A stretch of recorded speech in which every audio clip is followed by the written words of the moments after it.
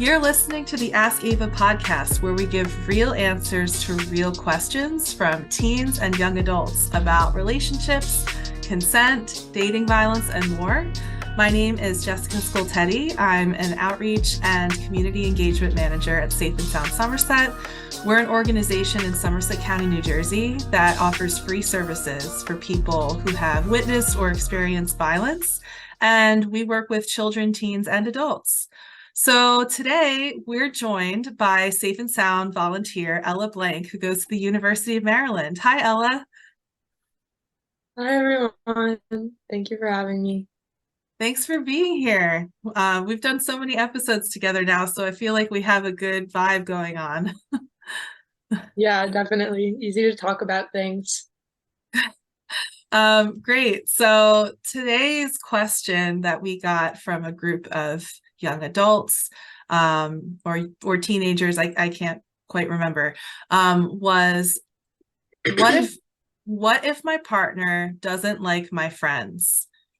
So I think we've done a version of this question before, but one thing that comes to mind for me right away is that in a relationship, you're allowed to have friends. You're allowed to do things outside the relationship. So knowing that, I'd love to hear what you think, Ella. Yeah, sorry. I totally agree. I think it's important to realize that there are aspects outside of a relationship, like your friends, and your partner should be willing to respect that you have these outside commitments. Um, doesn't mean that they have to be friends with your friends, but as long as they respect you and your decision to have these friends, I think that's what's important. And kind of recognizing that you have these outside commitments and allowing you and supporting you to spend your time doing other things than just committing all your time to their relationship.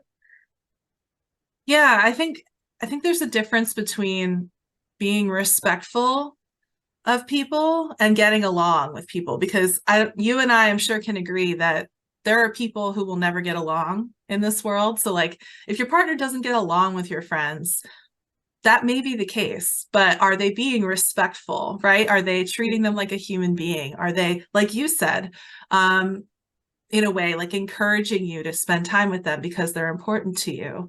That's Mhm. that's a big difference than, they have to get along. Yeah, for sure. And your friends are your support system. Your friends are the people who are there for you. And I think that if you're in a relationship, you would want your significant other to accept that there are people who support you and be happy for you that you have that system, and allow you to spend time with them because people like spending time with their friends. And it's okay to have other priorities than a relationship, whether that's family, friends, your career, a lot of things. That's such a great point, Ella. I think one thing that we talk about a lot is rights and responsibilities in relationships.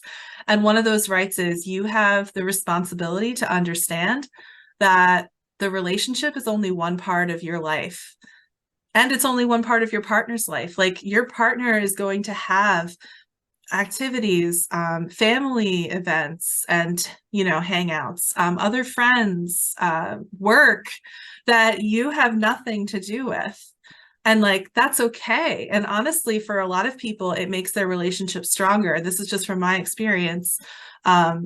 Is you can come back with your partner after a day where you haven't spent time together and then talk about the things that you did while you were apart, and that can actually be a really positive, powerful thing.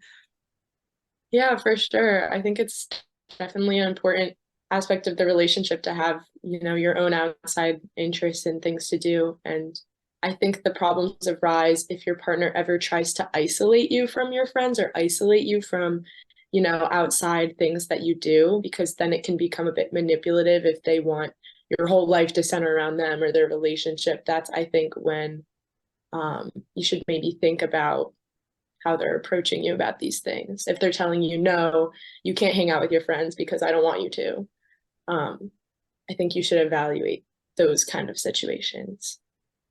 Let's talk about this more. Absolutely. So I think some people also hear it even more in like a hidden way, like their partner might say what you just said, but they also might say like, you're not spending enough time with me. Why are you always with your friends?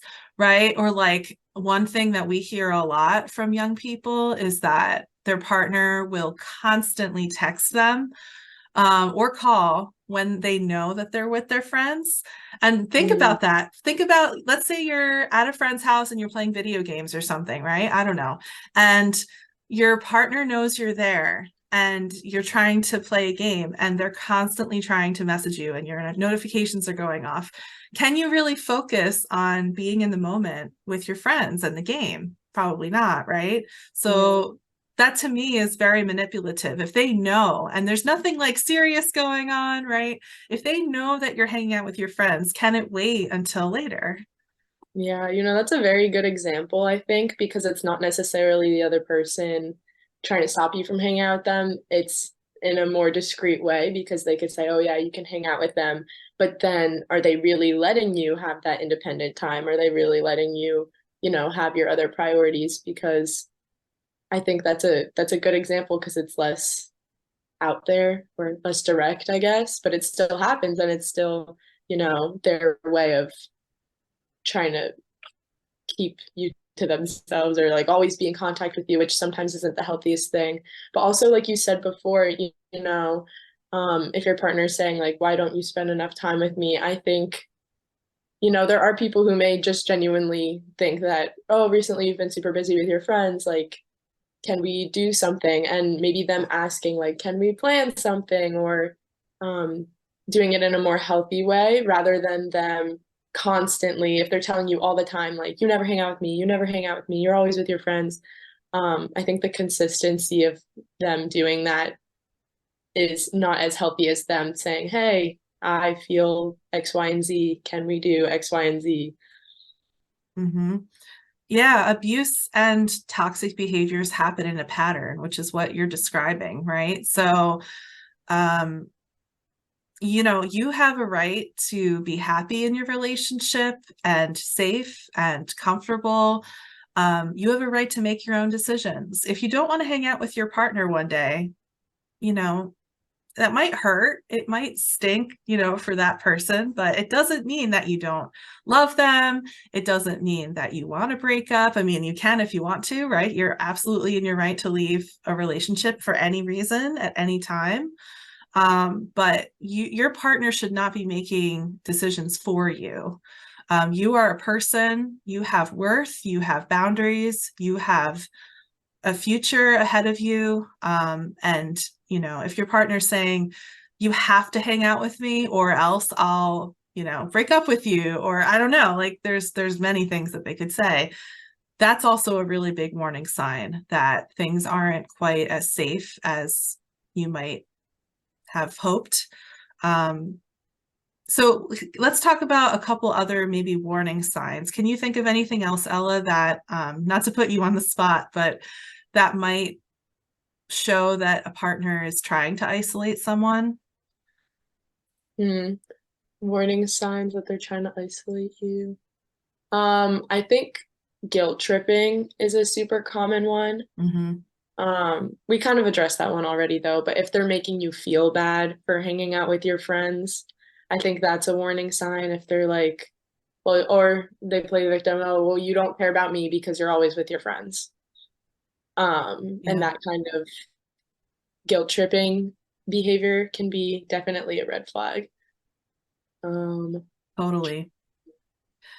I thought of another one. When the partner forces someone to share their passwords or GPS location and the other partner isn't comfortable with that. mhm, Generally, we're an anti-violence organization. We don't recommend sharing your location or passwords with anyone because you just never know. But if someone is forcing you to do those things, that could also be a part of them checking up on what you're doing if they're not trusting you, which hopefully they would trust you if you were in a healthy, equal relationship, right? So that to mhm. me is a really big warning sign too that they're trying to isolate or manipulate you. Yeah, for sure. Going off the trust statement, it made me think of another one where it's when a partner thinks that they have the right to do everything with you. So say you say, "Oh, I want to hang out with my friends," and they're like, "Okay, well, I'll come too," which is Mm, great sometimes, but sometimes maybe you just want to hang out with just your friends, and they'll be like, "Well, I don't trust you," when you're just alone with your friends. That can be definitely a common one and a huge one, which I've seen before. that's a huge one. That's a great example. So as you can see, there's so many things that someone might do to isolate. And I think to end this conversation, we just want to say that it's not okay, right? You have a right to make decisions for yourself, to set boundaries, to give or take away consent. If your friend is making you feel this way, actually, let's say partner or friend, this could also happen with friends who are manipulative or toxic or unhealthy, right? Or abusive. You can call or text the Safe and Sound Somerset helpline to talk with someone. We are 24/7 call or text. The number is 866-685-1122. And again, sometimes you just want to talk with someone who understands, and that's what we do. So Ella, was there anything else you wanted to add before we wrap up this episode? Um, I don't think so. I think just to reiterate the question, directly, I think it's just the respect. As long as they respect you and your decision to have your friends, um, they don't necessarily need to be besties, but I think respect is just the biggest thing to push with this question. Absolutely. Thank you so much, Ella, for being here today and for all of your great information. Thank you for having me.